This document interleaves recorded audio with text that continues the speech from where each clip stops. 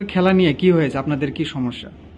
আমাদের আজকে বক্সনগর খেলা নিয়ে কালকে আমাদেরকে ফোন করা হয়েছিল যে আজকে একটা মিটিং আছে 12টার আগে, তো সবাই 12টার আগে সব টিম ম্যানেজার কোচ তারা একটু উপস্থিত থাকবেন। তো আমরা গিয়েছিলাম।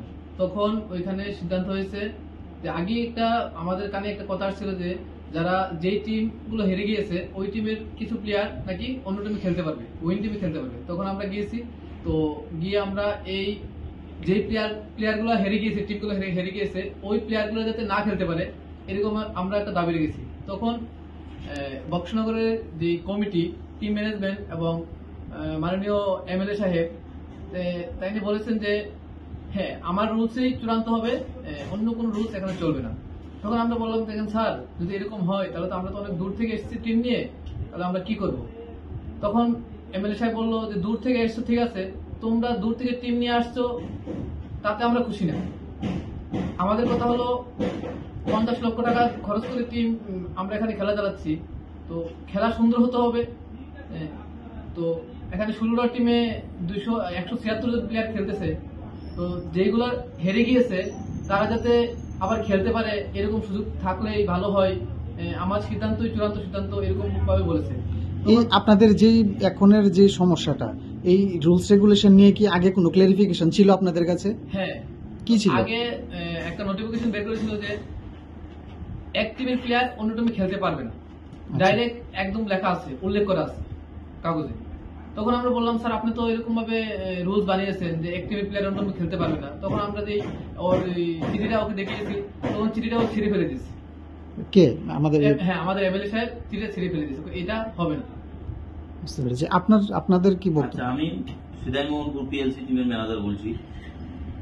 ওনাকে এমএলএ কাপের যারা আছে সবাইকে আমি আমার শারদীয় শুভেচ্ছা এবং ভালোবাসা জানাই আমার তরফ থেকে। এমএলএ সাহেবকে আমি আমার তরফ থেকে শারদীয় শুভেচ্ছা জানাচ্ছি। দেখা গেল খেলার নিয়মগুলি প্রথম থেকেই একটা থাকে, আমাদের কাছে আছে অলরেডি। উনি যখন ছিঁড়ে ফেলে দিয়েছে অসুবিধা নেই, আমার কাছে আরো আছে, এটা পড়লে দেখলে বুঝতে পারবেন। এক টিমের প্লেয়ার অন্য টিমে খেলতে পারবে না।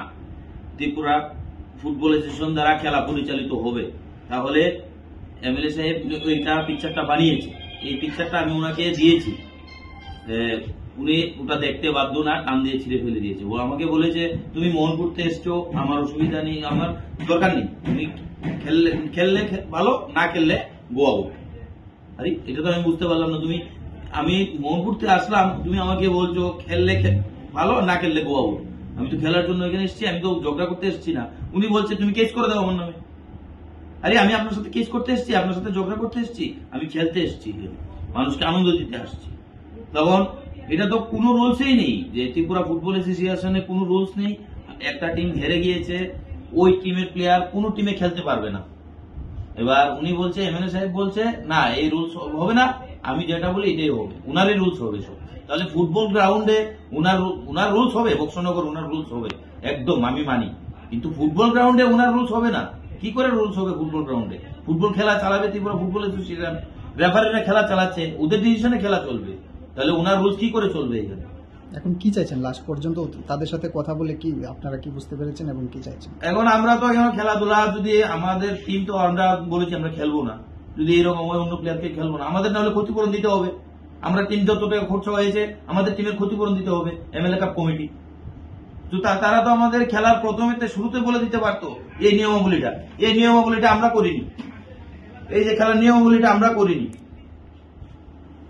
এটা এমএলএ কাপ কমিটি বানিয়েছে। এটার মধ্যে স্পষ্ট লেখা আছে, 7 নম্বরে যে এটা লেখা আছে, এক দলের প্লেয়ার অন্য দল হয়ে খেলতে পারবে না।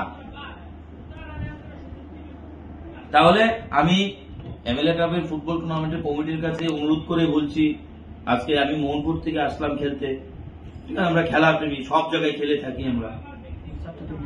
আমরা এখন 4টা টিম আমরা বলেছি খেলবো না।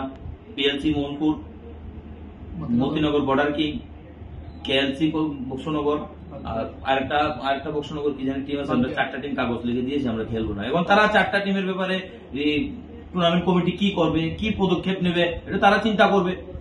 এই জন্য আমরা এখন ঠিক আছে, আমরা আজকে এখন নিউজ করছি যে আরো করবো খেলা, 15 তারিখ অব্দি ফাইনাল চলবে, রেগুলার নিউজ চলবে, রেগুলার করবো আমরা নিউজ।